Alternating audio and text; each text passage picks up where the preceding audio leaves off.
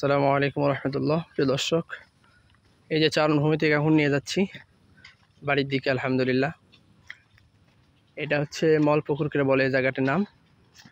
তো সেখানে নিয়ে আসছিলাম আজকে। তো এখন প্রায় 11:30টার মতো বাজে। তো এই মুহূর্তে এখন তাদেরকে নিয়ে যাচ্ছি, যেহেতু গরমের সময় আর আকাশের পরিস্থিতি খুব একটা ভালো নয়, কখন বৃষ্টি আসে না আসে সেদিকেও খেয়াল রাখতে হয়। তো এই হলো আজকের অবস্থা।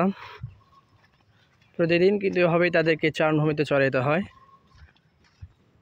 আর যারা আবদ্ধ অবস্থায় পালন করেন তাদের তো আসলে ভিন্ন কথা, কারণ আপনারা নিজেরা ঘাস কেটে এনে তাদেরকে খাওয়ান।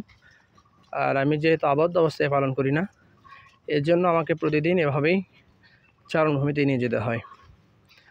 তো অবশ্যই সাপোর্ট করবেন, ভিডিওগুলি শেয়ার করবেন। আসসালামু আলাইকুম রহমতুল্লাহ।